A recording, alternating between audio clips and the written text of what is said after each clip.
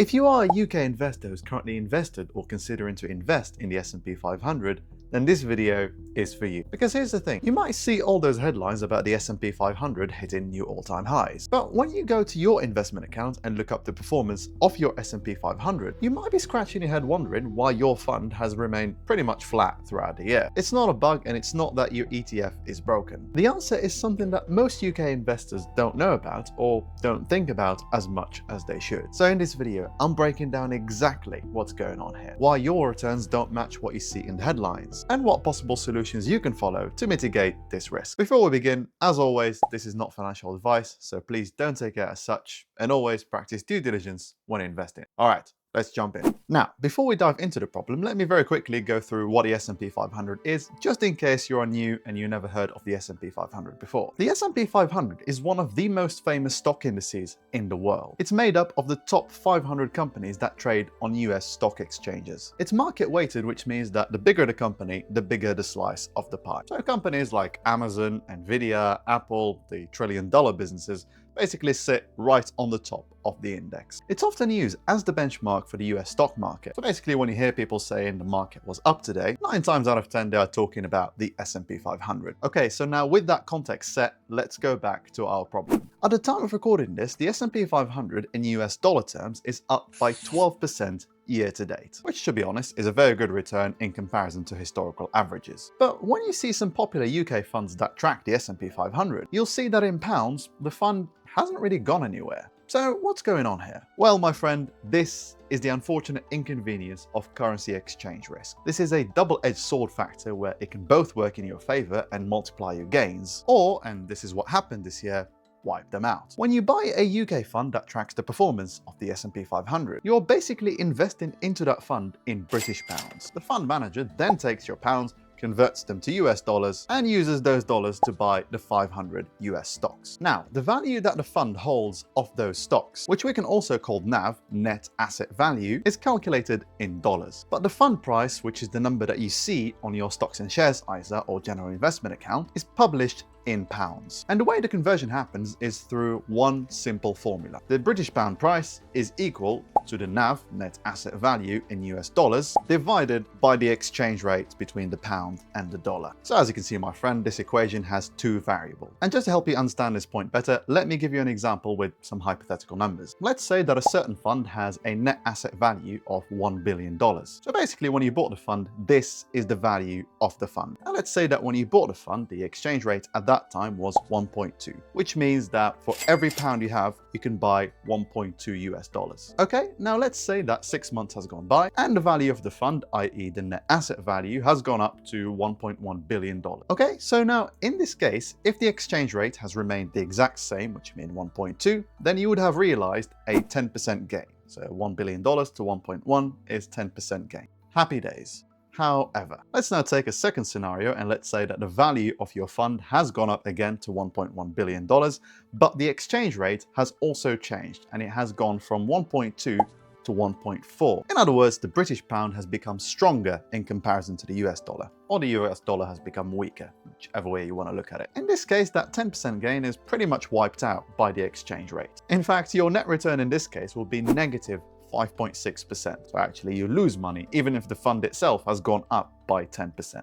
I know, it really sucks. And this is the reality of investing in a foreign asset. Your returns in pounds don't just depend on how the S&P 500 performs in dollars. They also depend on how the pound moves against the dollar. If the pounds become strong, then actually that dilutes your returns. And if your pound weakens, then your returns get a boost. Quite frankly, I don't know which one is best. Because it might seem counterintuitive to wish for your home country currency to just weaken so that you can get better returns. And quite frankly, I suppose the people who would benefit the most from the British pound becoming weaker in comparison to the US dollars are people who actually have significant amounts invested in the S&P 500. If the pound weakens, then the boosting gains will become much larger in comparison to the effect you will have on living costs. And by that I mean, if the pound weakens, it's great for investors. You're going to get more money from your assets. But equally, that would also mean, from an economic standpoint, that anything imported to the UK, such as fuel, food, and manufactured products, is going to become more expensive. And as a result, prices for everyday goods will go up. And so if you have a small amount invested in the S&P 500 and the pound goes weak, and you're cheering on that because you've made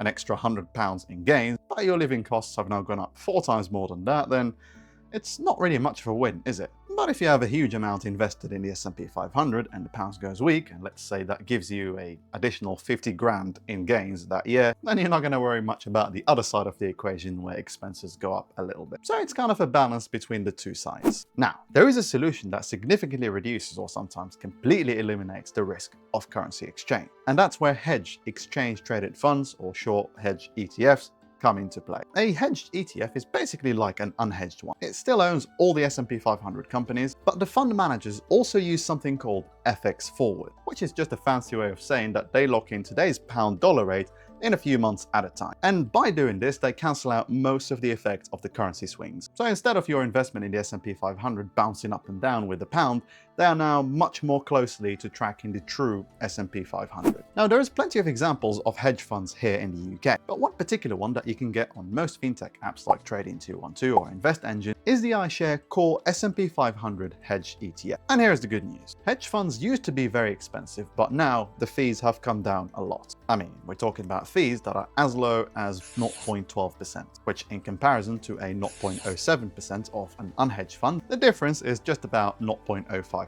Now, I know on a large scale that fees do make a big difference, especially when you start reaching really high numbers on your portfolio. And we will talk about hedged versus unhedged and what's best for you in a bit. But for a lot of investors who are very keen on getting rid of the FX noise, this is definitely something that's worth considering. Just a quick side note, I'm thinking of creating a community for UK investors who are serious about investing and financial freedom. A place where you can ask questions, share your experience, and perhaps share your portfolio and get feedback from others. And in this community, I'm also thinking of running live workshops where we can all grab a cup of tea and get together and just talk about investing and personal finance. If that sounds great to you and you are interested, then there is a waiting list that you can join by either scanning the QR code somewhere on screen or clicking the link in the description or in the first comment. And maybe while you're on your way to click the link, you can click the subscribe button as well.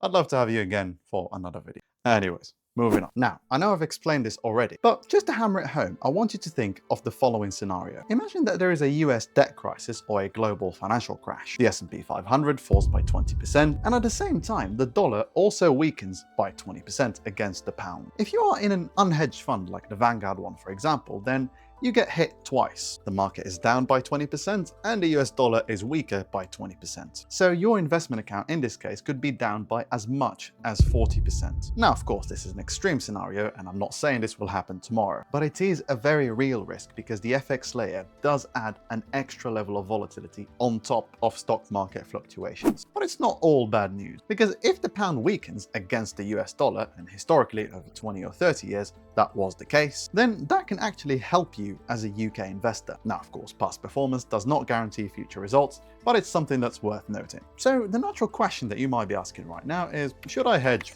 or not? Well, over a long enough time horizon, if you're just dollar cost averaging into these funds every month, sometimes FX will hurt you and sometimes it will work in your favor. So basically it balances over time. That's why a lot of long-term investors, including myself, don't really think much about hedging. We basically just accept the ups and downs as part of the game. But here's how you can break it down. You should consider hedging in two cases. The first one is if you want your returns in pounds to track the S&P 500 more closely without the extra currency swings, then hedging might be better for you. The second is if you are close to retirement or drawing from your portfolio and you're definitely planning on using the pounds in your portfolio in the near future, then hedging might give you an extra peace of mind. But other than that, you don't really need to worry much about hedging, especially if you're investing for decades and you don't mind some fluctuations along the way. Or you believe that the British pounds will continue to weaken against the US dollar and you want that extra tailwind. And by the way, you don't have to go black or white. You can definitely split your investment between hedged and unhedged. For example, you could have 50% of your portfolio in the Vanguard S&P 500 option, which is an unhedged fund, and the other 50% in an iShares Core S&P 500,